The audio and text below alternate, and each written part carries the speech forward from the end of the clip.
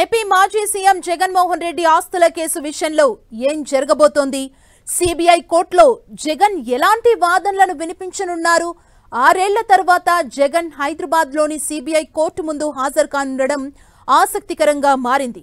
YS Rajasekhar Reddy సీఎంగా ఉన్న సమయంలో అధికారాన్ని అడ్డుపెట్టుకొని జగన్ వేల కోట్లు సంపాదించారని అభియోగాలున్నాయి. ఉమ్మడి ఏపీ మాజీ మంత్రి శంకర్రావు, దివంగత టీడీపీ నేత ఎర్రన్నాయుడు 2010లో జగన్ పై హైకోర్టులో పిటిషన్ వేశారు. విచారణ జరిపిన ఉమ్మడి ఏపీ హైకోర్టు 2011 ఆగస్టు 10న సిబిఐ విచారణకు ఆదేశించింది. 2011 ఆగస్టు 17న జగన్ పై అక్రమాస్తుల కేసు నమోదైంది. ఈ కేసు విచారణలో భాగంగా 2012 మే 27న జగన్ ని సిబిఐ అరెస్ట్ చేసింది. దాదాపు 16 నెలల పాటు చెంచల్గూడ జైల్లో ఉన్నారు. 2013 సెప్టెంబర్ 24న బెయిల్పై జైలు నుంచి విడుదలయ్యారు జగన్. బెయిల్పై విడుదలైన వైఎస్ జగన్ ప్రతి శుక్రవారం కోర్టుకు హాజరయ్యారు. అయితే 2019 ఎన్నికల్లో అధికారంలోకి వచ్చిన తరువాత ఒక్కసారి మాత్రమే కోర్టుకు హాజరయ్యారు. ముఖ్యమంత్రి హోదాలో జగన్ 2020 జనవరి 10న ఒకసారి కోర్టుకొచ్చారు. 2024 ఎన్నికల్లో ఓటమి తర్వాత మళ్లీ జగన్ విచారణకు హాజరు కావాలంటూ కోర్టు ఆదేశం ఇచ్చింది.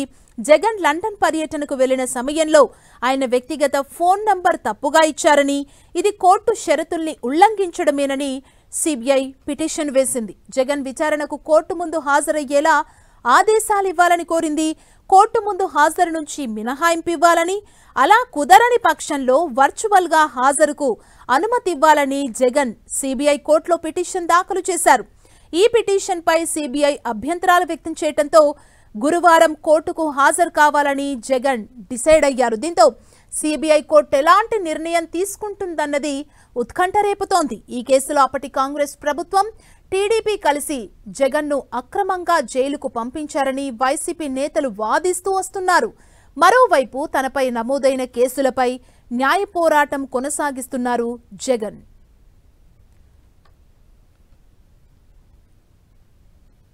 ఏపీ మద్యం స్కామ్ కేసులో నిందితులకు హైకోర్టులో ఎదురుదెబ్బ తగిలింది. నిందితులుగా ఉన్న ధనుంజయ రెడ్డి, కృష్ణమోహన్ రెడ్డి, బాలాజీ గోవిందప్ప డిఫాల్ట్ బెయిల్ ని హైకోర్టు రద్దు చేసింది.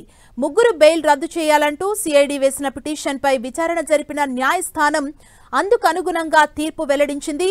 రెగ్యులర్ బెయిల్ పిటిషన్లను ఏసీబీ కోర్టులో దాఖలు చేసుకోవచ్చని సూచించింది. మరోవైపు ఈ నెల 26 లోపు జడ్జి ఎదుట ముగ్గురు సరెండర్ కావాలని న్యాయస్థానం ఆదేశించింది.